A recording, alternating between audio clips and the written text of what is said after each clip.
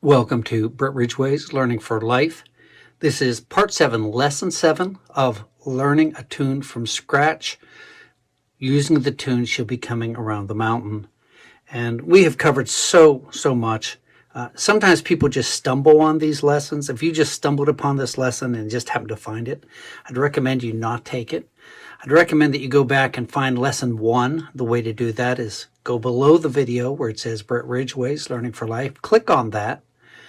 Go to my playlists and you'll find a hammer dulcimer playlist. You'll also find a beginner hammer dulcimer and many other playlists. Go to the hammer dulcimer playlist, scroll down and find lesson 1 of She'll Be Coming Around the Mountain, because we took the basic melody, we picked it out, we added embellishment techniques, and you're coming in on the end of everything that's being taught. It's like watching the last 10 minutes of a movie.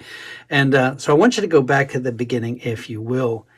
And we're going to start today by showing you what some people call valley rolls, some people call flams. We're going to develop this technique before we do anything with the song. So what I want you to do, just to start, we know that you can find a harmony note by going from the left side of the bridge to the right and down one course of strings. I do this a lot where your hammer is bouncing actually on the harmony note and then you hit the melody instead of the melody then the harmony.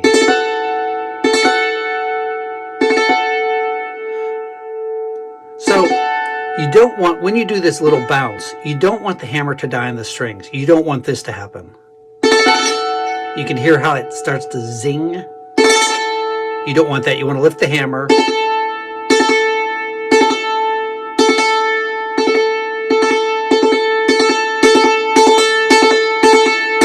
So you might want to work on that.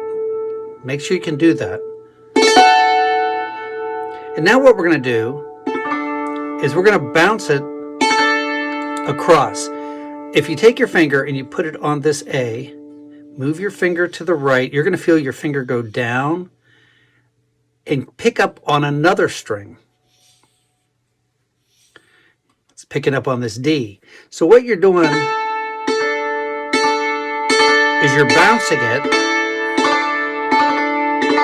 and you can hear more than one bounce even. It's not just hitting it once, but it's going from this A to the D. I would recommend making a circle.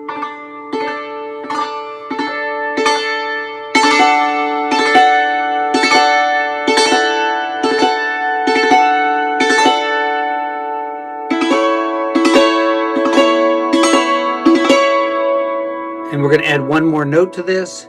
And really this would be the technique, but we're going to add one more note.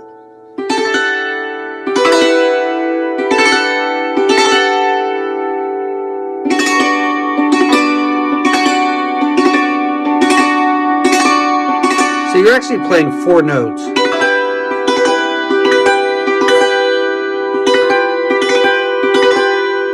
Your left hand is simply going from this G up to this G. Your right hand is bouncing across, so you're playing left, right, left.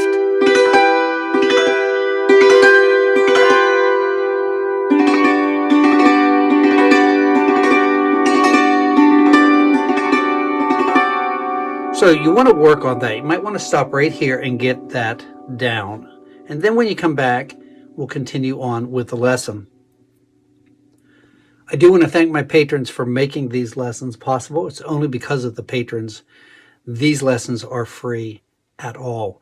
If you're taking these lessons, if you're watching this video, if you're learning from these videos, it's because there are those who are giving back, those who support this work. I've mentioned, and this really is a faith-based type of a work, in that I'm not getting paid for this. I'm giving everything away. I'm giving everything away. I'm not holding things back for patrons as far as these teachings.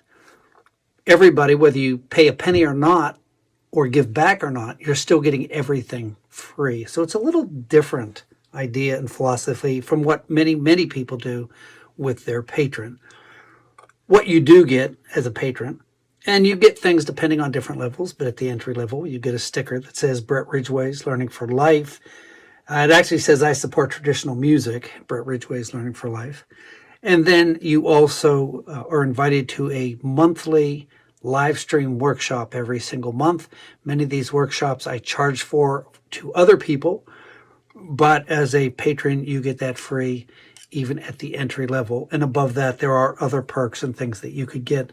But honestly, and I mean this, the most important thing you're going to get from this is giving back, is investing in that learning process. So thank you, patrons, for your giving, and to anyone who might consider becoming a patron. So when we start this tune, it's usually a very bouncy tune, and we had that little lilt in there. What we're going to do is slow that way down, and we're just going to try this, and we're going to throw in that little technique that I had you work on.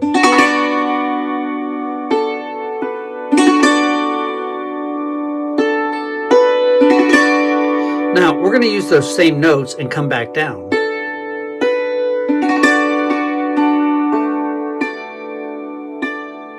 Again. Now this time I came up, but you can go back down.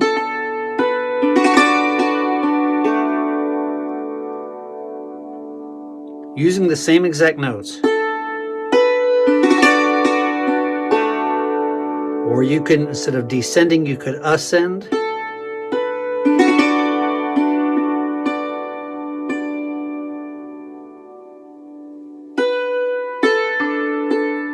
I'm using this D just as a grace note. I'm hitting the melody loud, the grace note soft.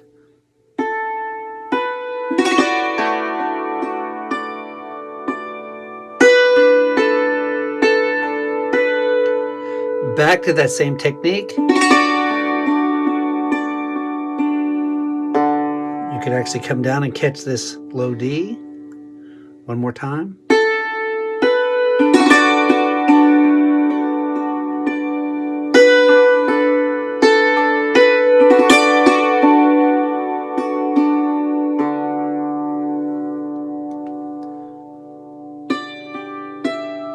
We're going to use that same technique, that run up with the flam.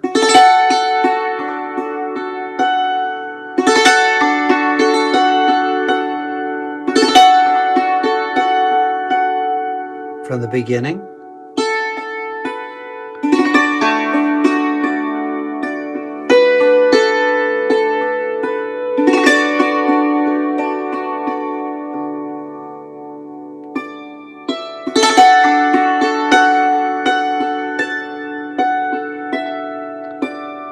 Now, we're going to throw in an E minor in here. So the way we do that, we're playing this E right here.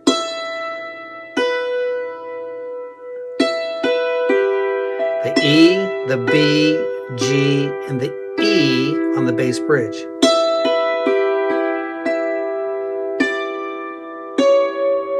From the beginning.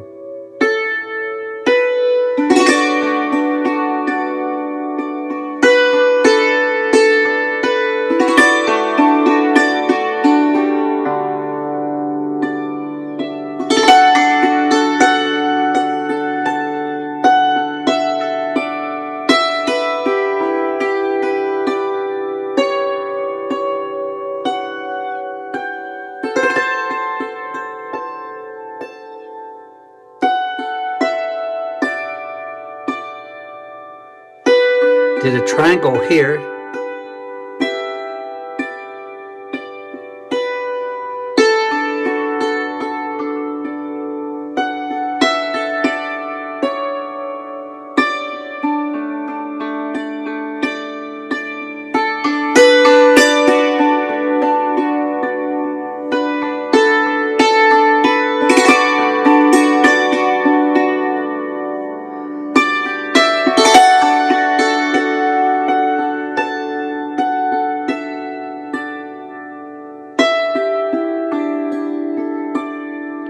I didn't put the E minor in.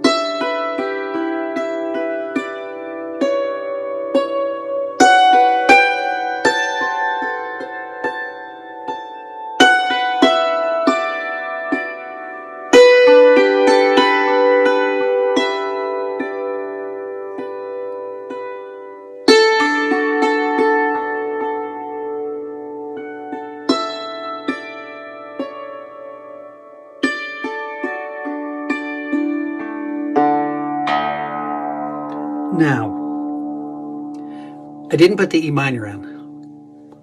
And this brings me to what our goal is actually.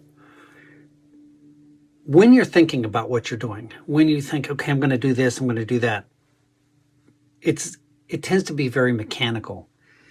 Eventually, what's going to happen, and trust me, it'll happen, you'll start to be playing and your hands will start doing things on their own without you thinking what you're doing. In other words, you're not playing a memorized piece. You're going to have the basic melody and your hands are going to start doing things automatically without you even thinking about it. Sometimes I'll play a tune and somebody will say, what did you just do there? And I'll say, I have no idea, because I'm not thinking about it. That's the whole goal of what this series is all about, that you will be able to embellish on the fly without thinking. Your hands will be playing by themselves. And yes, it does work. So that's the goal of this. Now, one of the other things I want you to notice is when I played the grace note, you want to play the melody notes harder.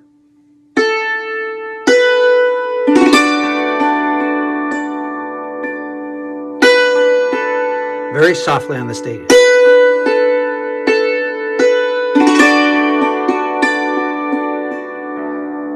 Very soft there.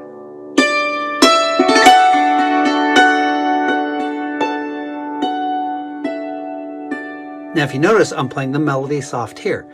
What you want to do is you want valleys and you want hills. You want to sometimes play hard, you want to play soft, you want to play faster, you want to slow down. And if you listen to what I'm playing through that, you'll hear me speed up, you'll hear me slow down, you'll hear me get loud, you'll hear me get soft. But you do want that melody out there.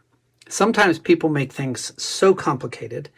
When I say complicated, I don't mean hard, I mean busy. And let me give you an idea of this, just another idea.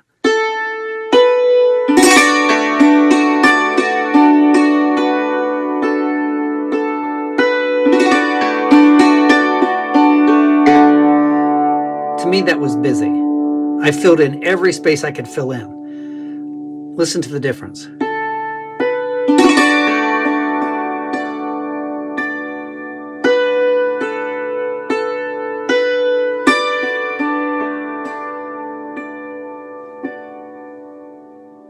Hear the difference?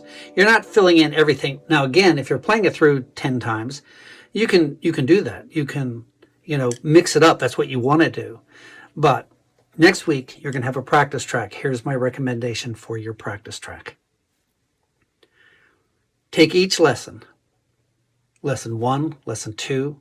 In other words, take lesson 1, apply it to the practice track. Take lesson 2, apply it to the practice track. Take lesson 3, apply it to the practice track, all the way through. So, for example, one time, just go from this octave to this octave, this octave to this octave, this octave to this octave.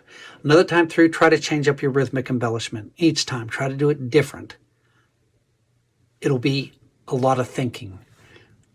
The last time, when you get comfortable with everything, then try to put it together and mix it up. If you noticed the last time I played it, I didn't just do that same little valley roll or flam over and over again. I used the diamond chord. I used the other chords we talked about. I used different techniques we talked about.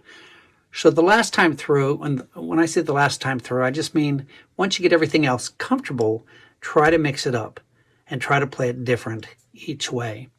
So again, I hope these lessons are a help and a blessing to you. I want to thank again my patrons. I want to thank those who are sharing these videos, those who are becoming patrons, those who might consider becoming a patron. But again, I hope the lessons are a help and a blessing. And we'll see you next week for the last lesson in this particular series of She'll Be Coming Around the Mountain. Have fun with this. God bless. See you next week.